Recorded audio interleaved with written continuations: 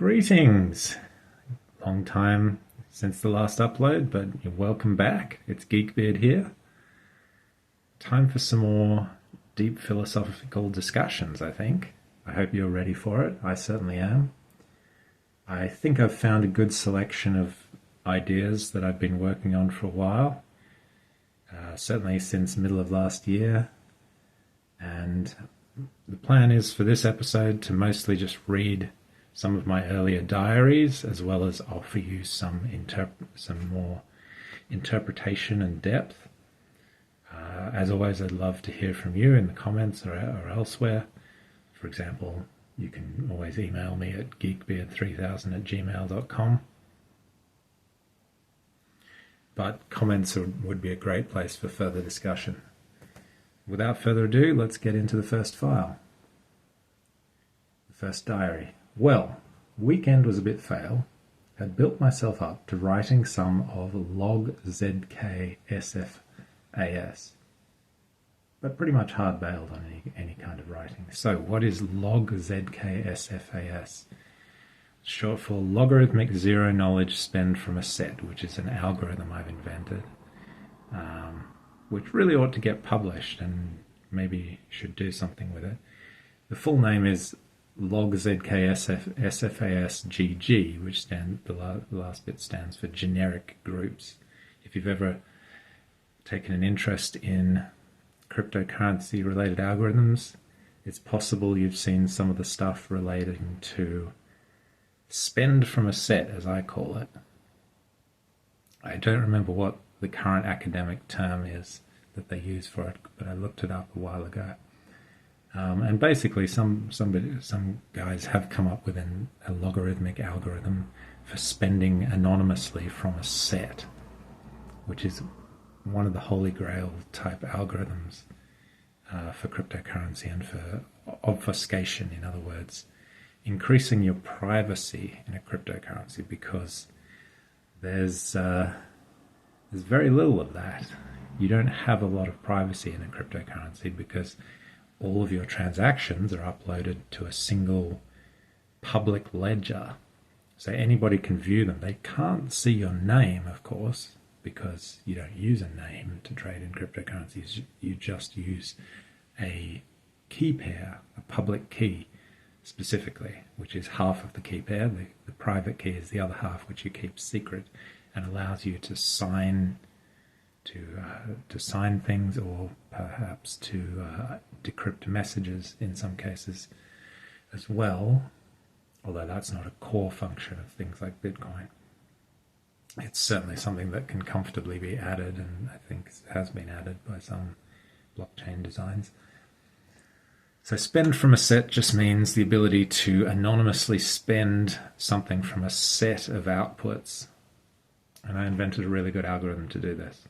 Well, it's not perfect, but it is logarithmic in the number of elements, which is much better than ring signatures. Ring signatures are the current, well, maybe not current, but they're one of the better algorithms that is out there. And they're definitely very cool. My algorithm makes use of logarithmic ring signatures, is basically another way of describing it, which is why it works for generic groups. As I was saying, I was getting to before, there has been some research into this kind of thing, but the other logarithmic spend from a set paper that I encountered described an algorithm that uses bilinear maps, and that's not a generic group operation. That is not available in most groups. That's a special function of elliptic curves that can be utilized, but tends to be a bit slower and has some limitations. Okay, let's continue. We can always touch on that again, either later on if it comes up, or feel free to talk about it in the comments, and I'll get back to you, because I love cryptography and cryptocurrency and blockchain topics. Pretty much hard-bailed on any kind of writing. Ended up watching a bunch of AJ on Saturday, playing some Fox Dungeon. Wasn't too bad. AJ, of course, is somebody that cannot be named on YouTube. somebody that was forcefully banned from YouTube but recently reinstated on X, formerly known as Twitter. AJ, Alex Jones. Not sure if I'm even allowed to use his name on this platform in the tech kind of dystopia that we currently live under. But there you go, I just did. Let it hereby be acknowledged that this is a sacred document protected by the power of the Fermat Hexagon and the secret power of inbreeding. Bind!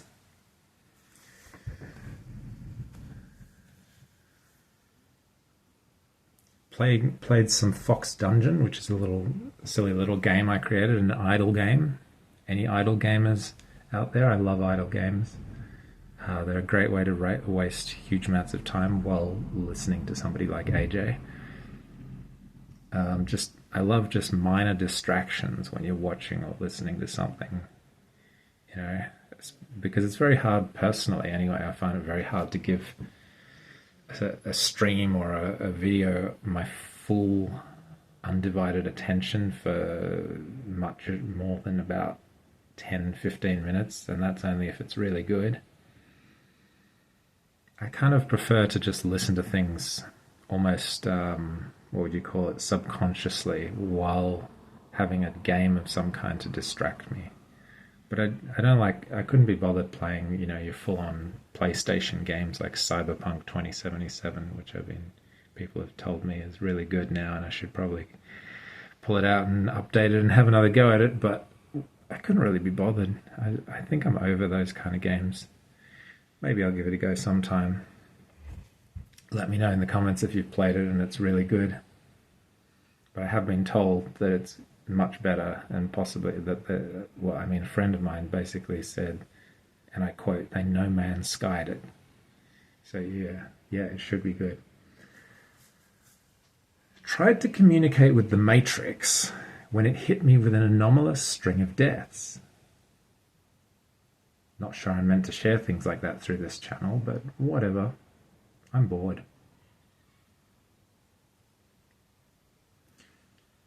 Gesticulation is very much a part of those communication systems, so that's what I did. It wasn't hard watching Drew Hernandez in the last hour of the show. He likes to gesticulate a lot. So do I, although in this format I haven't really got into it a whole lot. Helps you speak sometimes, especially using secret hand symbols while you're speaking is a good idea. Makes things more engaging, more entertaining, more challenging, more intense, don't you think? Had some thoughts yesterday about joining the Freemasons. They don't do a great job of selling themselves, though. I don't particularly like the idea of wearing their silly bibs and things, nor do I much like the idea of sitting in the hall listening to lectures. Yeah, I wonder if they kind of give lectures, because they're supposed to have all this secret knowledge, right? And how do they communicate it? Do they have a lecture hall, and then all the Masons get together and listen to the lecture about secret symbology or whatever it is? I don't know. They, like I just said, they don't do a great job of selling themselves, especially all the stuff I've heard about. You have to swear on your life not to share their secrets with anyone else. And I suppose the other members of Masonry are supposed to actually go ahead and kill you if you do. That's not very appealing to me. I want to at least get a taster, at least get some sense of what these epic secrets they have actually are before I dove into the commitment of actually becoming a Mason.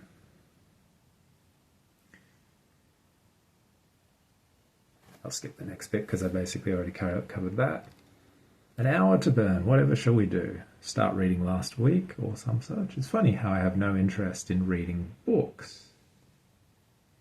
I really just want to get out of here and go back to lying in bed listening to stuff. But being here instead is supposedly good for me. Let's say I start reading prior stuff. What philosophy am I trying to get out of it? Seems Weekend wasn't very philosophical, unfortunately. Except for evil is good, which crops up pretty regularly when consuming AJ. Evil is good. Well, we could go pretty deep on that one if you really wanted to. See, evil forces in the world kind of just force us to change, to evolve. Even if they're like doing nasty things in time, like through the government, in time that forces the law itself to evolve and forces the citizens to demand the law evolves, demand changes in the law. So even something as evil as the pandemic, oops, another trigger word, has a silver lining. And of course, I'm not really hugely persuaded by the idea that there was a deadly virus pandemic. I'm more concerned about the suppression and manipulation and degradation of human liberties that occurred as a result through the government. Oops, I just uttered numerous bannable phrases, I'm pretty sure. Let it hereby be acknowledged that this is a sacred document protected by the power of Fermat's last hexagon and the secret power of inbreeding. Bind! I need a drink after that.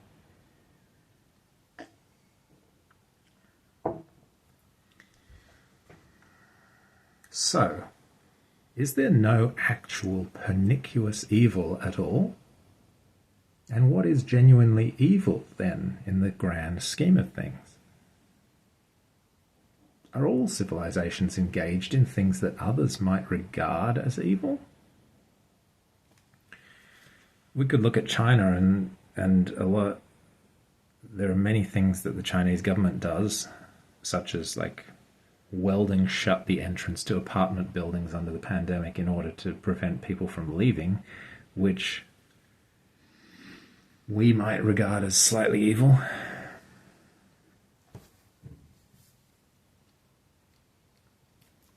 Lo-fi kid listening to headphones as the seasons pass, reverberate, regurgitate incessantly. That's me, I suppose. How on earth would I ever meet her?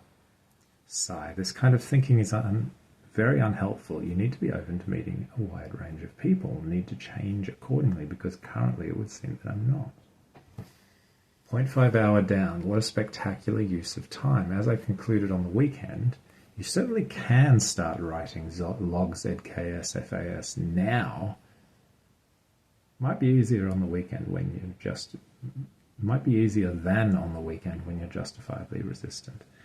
I don't know about you guys, but on the weekend I tend to just crash and burn and just do nothing with myself and just like lie in bed half the day.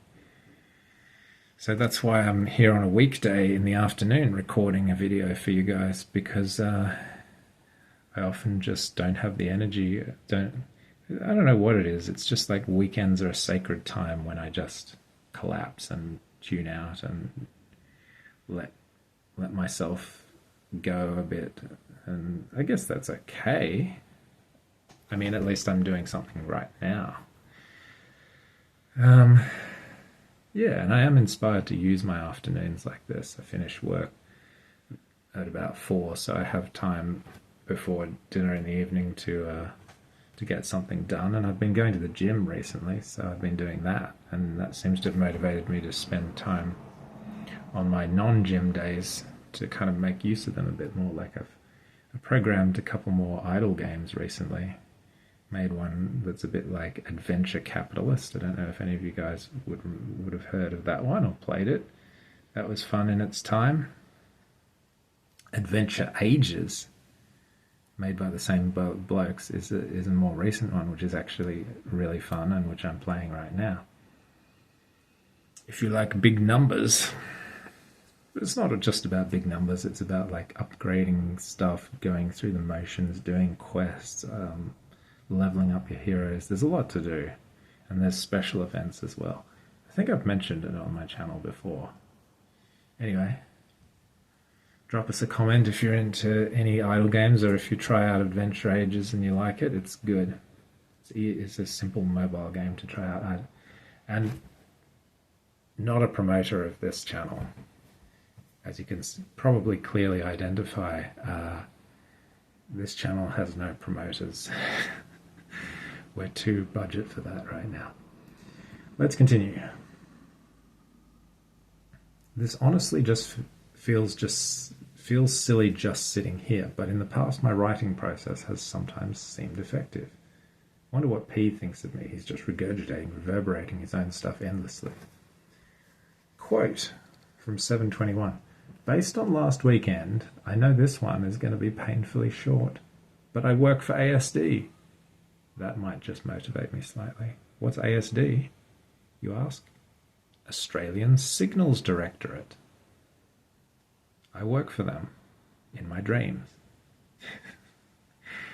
Well, is that really my dream? It's kind of a fantasy, but the truth is I'm more attracted to sort of open development, like open source.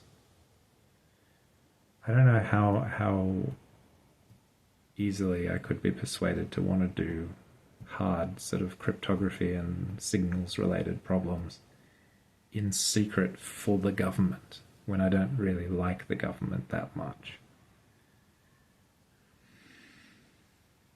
Australian Signals Directorate is, of course, our version of the NSA. Hopefully you've heard of that. No such agency. No, the National Security Agency of the US, which I think they employ like 1 million people or something. No, that's not possible, is it? 300 million people in the US. Where did I get that from? I have no idea. But they employ like lots of mathematicians and people to do cryptography and to spy on the American people, probably in large part, because that's how it goes, unfortunately. I don't want to try and get into like Snowden and all the leaks about supposed government corporate collaboration on spying. It just seems a bit, well, to be honest, it's probably interesting. I just haven't directly read any of the Snowden stuff personally, and it's a bit old now. But I wouldn't be surprised if there was significant corporate government collaboration in the US. It does scare me, and a lot of what Alex Jones, whose name shall never be again mentioned, talks about becoming a prison planet when we're literally spied upon and tracked constantly. Maybe a lot of that has already happened. Maybe the NSA is actually involved in a lot of that. Maybe they're watching me right now. Maybe they're the only person that cares. Because based on my current views and subscribers, there aren't a lot, which is fine. I value anybody that's willing to come with me on this journey so far, I value anybody that's listening. Okay. I went into it expecting it to be painfully short, over the weekend that is, so it actually seemed fine. As for working for ASD, that wasn't effective. FTPs, not that exciting actually. FTP stands for flat tensor product, which is a tensor product I invented. It's pretty cool, and if I ever write this paper, I'll expand upon the definition of a flat tensor product in the appendix voluminously, because it's a new type of operation, which I couldn't find any precedent for when I was coming up with this protocol, but which is eminently useful and probably used in a lot of other protocols without saying as much, without explicitly understanding that. I mean, I'm pretty sure multilinear algebra folks use tensor products pretty extensively, but they don't really understand what they're doing, or they're not really using them correctly.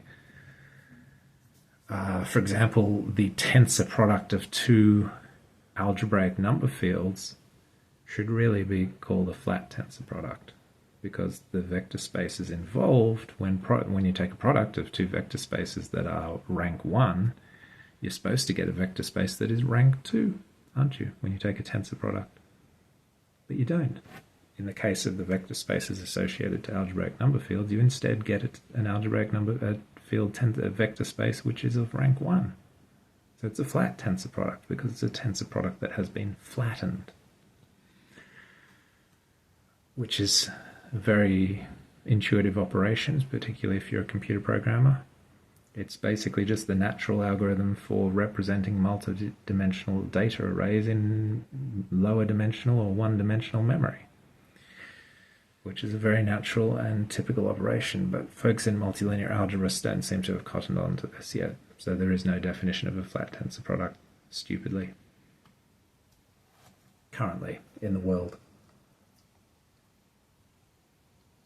I won't read too much of this stuff where I do a little bit of maths here.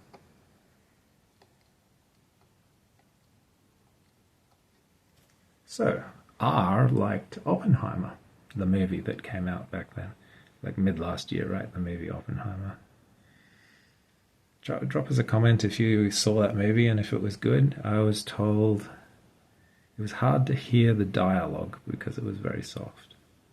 Random thought. I don't know if that really makes it a bad movie or not, but it would certainly be annoying if you're in the theatre and you cannot bloody hear what people are saying. Should really go see that. Just had a bit of an emotion thinking about something I often think, that evolution is going to continue without me. But on this occasion, we additionally had the thought that it might be moving away from me. Pretty bittersweet, and with not much sweetness about it.